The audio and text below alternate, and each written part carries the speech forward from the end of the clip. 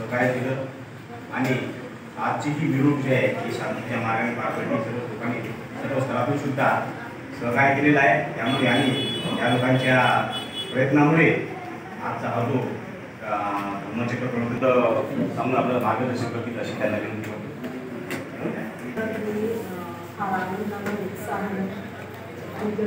साजरा केलेला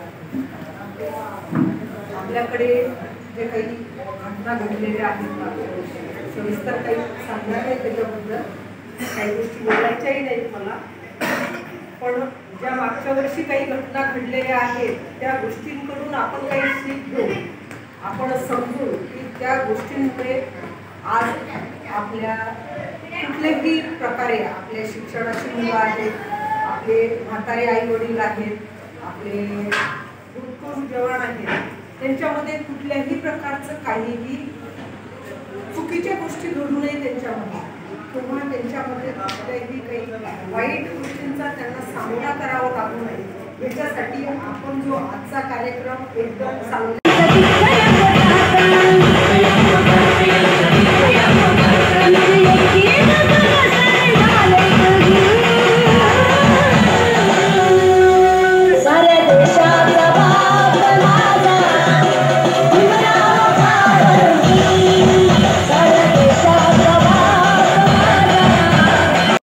एकोणसत्तरावा धम्मचक्र परिवर्तन दिन उत्साहात साजरा।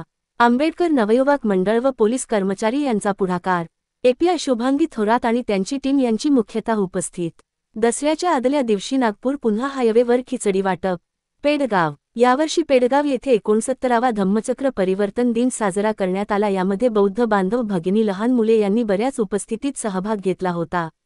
आंबेडकर युवक मंडळ यांनी शांतते धम्मचक्र परिवर्तन दिनाची मिरवणूक काढली। यामध्ये ईपीआय शुभांगी ताई थोरात यांची टीम व बीट जमदार विजय डोंगरे सर राठोड सर व त्यांची टीम यांनी मिरवणुकीसाठी फार कष्ट घेतले। मिरवणूक नालंदा बुद्ध विहारात मिरवणूक पोहोचताच ईपीआय शुभांगी थोरात मॅडम व गजानन इंगळे यांनी मार्गदर्शन केले। नंतर सर्वांना नाश्त्याचा कार्यक्रम ठेवण्यात आला आणि आदल्या दिवशी दीक्षाभूमी येथे दर्शनासाठी जाणाऱ्या गाड्यांना सकाळपासून रात्रीची 4:30 वाजेपर्यंत नागपूर पुन्हा हायवेवर शुभम हॉटेलवर खिचडीचा वाटप करण्यात आला होता। महाभारत न्यूज।